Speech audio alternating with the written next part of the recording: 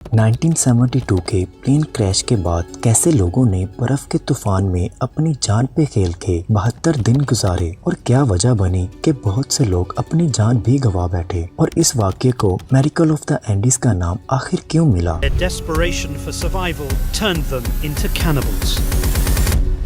Welcome to news neutral. ناظرین، یہ واقعہ 13 اکتوبر 1972 کا ہے۔ یوروگیان ایئر فورس فلائٹ 571 جو ایک رگبی ٹیم اور ان کے کچھ فیملی ممبرز کو لے کر جا رہا تھا، اینڈیز ماؤنٹینز کے اوپر سے گزر رہا تھا۔ پلین میں 45 لوگ سفر کر رہے تھے، ہر طرف برف ہی برف تھی اور موسم بھی خراب تھا۔ اچانک پلین کا کانٹیکٹ کنٹرول ٹاور سے کٹ گیا اور پلین کریش کر گیا۔ Downhill at 200 miles an hour. People screaming, people dying. It was a nightmare.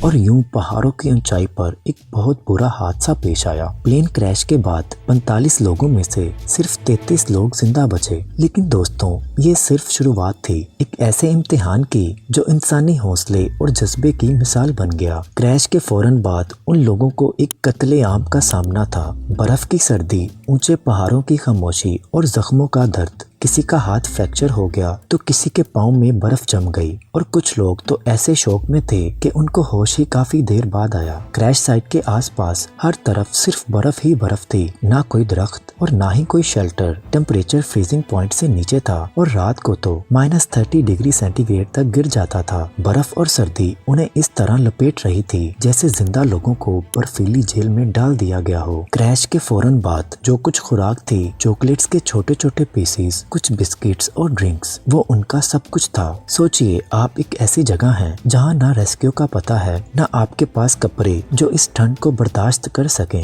وہ لوگ ایک دوسرے کے قریب چپک کے سوتے تھے، اپنی باڈی کی ہیٹ کو شیئر کرتے ہوئے۔ یہ ان کے سروائیول کا طریقہ تھا، کیونکہ اگر وہ ایک دوسرے کے ساتھ نہیں ہوتے تو صرف ایک رات میں برف ان کی جان لے لیتی۔ لیکن یہ خود ایک اور مصیبت کا سبب بن رہا تھا۔ ایک طرف وہ ایک دوسرے کے ساتھ زندہ رہنے کی کوشش کر رہے تھے اور دوسری طرف ان کا دماغ اس بات سے لڑ رہا تھا کہ ان کا آخری وقت قریب ہے۔ ان کا ہر دن کیسے گزرتا تھا، وہ سب ایک دوسرے کو تسلی دیتے، امید دلاتے اور ہر ایک چھوٹے سے چھوٹے میل کو اس طرح شیئر کرتے جیسے وہ کوئی انمول چیز ہو۔ دن کے وقت وہ کریش سائٹ کے آس پاس کچھ ڈھونڈنے کی کوشش کرتے، جیسے کپڑے، لگیج یا کوئی چھپی ہوئی خوراک۔ جو لوگ زیادہ انجرڈ نہیں تھے وہ زخمی لوگوں کا خیال رکھتے۔ ان کا ہر دن زندگی کی ایک بہت بڑی سٹرگل تھی، نہ صرف زندہ رہنے کے لیے بلکہ اپنے حوصلے کو زندہ رکھنے کے لیے بھی۔ وہ لوگ ہر رات سوچتے تھے کہ کیا کل صبح دیکھنا نصیب ہوگا، اور ہر صبح ایک نئی امید کے ساتھ اٹھتے تھے کہ شاید انہیں ریسکیو کر لیا جائے گا۔ لیکن اس وقت تک وہ لوگ صرف اپنے حوصلے اور ایک دوسرے کا ساتھ لے کر زندہ تھے۔ یہ ان کا سروائیول انسٹنکٹ تھا جو انہیں زندہ رکھے ہوئے تھا۔ 20 دن بعد ایک اور مصیبت آئی، ایک برف کا طوفان یعنی ایولانچ۔ اس طوفان نے 8 اور زندگیاں لے لیں۔ اب صرف 16 لوگ بچے تھے۔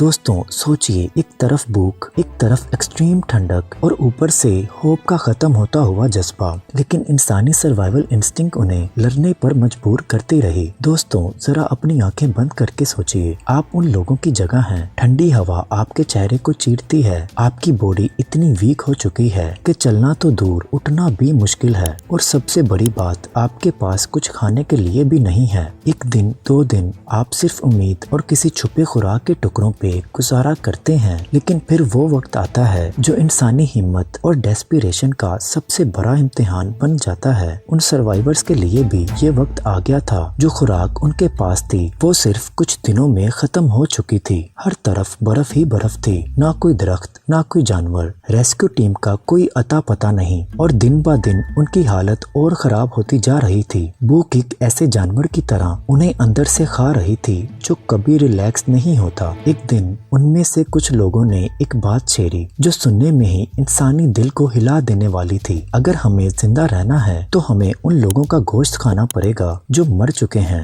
دوستوں، یہ بات کہنا آسان ہے، لیکن سوچئے ان لوگوں پر کیا گزری ہوگی۔ اپنے دوستوں اور اپنے ہی ساتھیوں کے بارے میں ایسے فیصلے لینا جو کچھ دن پہلے ہنس رہے تھے، باتیں کر رہے تھے، اب زندہ رہنے کے لیے انہیں ہی کھانا پڑے گا۔ شروع میں سب لوگ اس بات बात से लरस गए। कैसे एक इंसान अपने ही दोस्तों के बारे में ऐसा सोच सकता है। लेकिन जब आप मौत के करीब होते हैं तो इंसानी फितरत कुछ भी करने पर मजबूर हो जाती है। आखिर उन्होंने फैसला किया। सरवाइव करने के लिए उनके पास और कोई रास्ता नहीं था। उन्होंने बर्फ में एक प्रॉपर जगह बनाई और उन लोगों का गोश्त केयरफुली काट कर स्टोर करने लगे जो मर चुके थे। ये फैसला लेकिन सिर्फ एक बॉडी की जरूरत थी। उनका दिमाग इस चीज से लड़ रहा था। हर एक बाइट उन्हें उनकी ह्यूमैनिटी के खिलाफ लगता, लेकिन हर बाइट उनके लिए एक और दिन जिंदा रहने की उम्मीद लेकर आता। कोई भी ऐसे फैसले को आसान नहीं कह सकता, लेकिन जब जिंदगी और मौत के दरमियान खाली एक बारीक सी लाइन होती है तब इंसान वो कर जाता है जो समझ के बाहर लगता है। ये सिर्फ डिस्पायरेशन नहीं थी, ये इंसानी हौसले का सबसे बड़ा सबूत था। उन्होंने एक दूसरे को तसल्ली दी,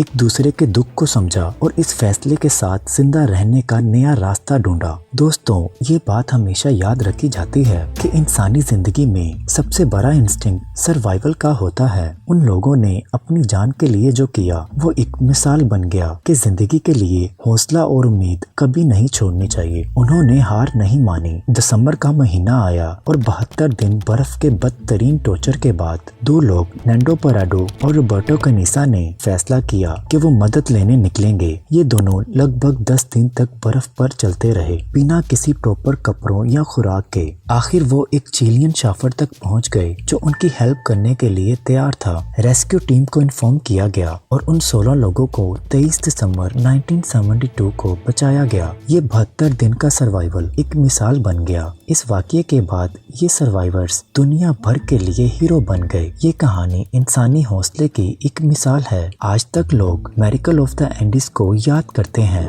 इस कहानी पर किताबें लिखी गई हैं और 1993 अलाइव के नाम से इस पर एक मूवी भी बनाई गई। ये स्टोरी हमें सिखाती है कि अगर हिम्मत और उम्मीद जिंदा हो तो कुछ भी मुमकिन है। दोस्तों, हमें कमेंट्स में ज़रूर बताइएगा कि ये स्टोरी आपको कैसी लगी, और अगर आप भी किसी ऐसे वाक्य को जानते हैं तो कमेंट्स में हमें ज़रूर बताएं। और वीडियो इन्फॉर्मेटिव लगी हो तो लाइक और शेयर ज़रूर करें और हमारे चैनल को सब्सक्राइब करना मत भूलें।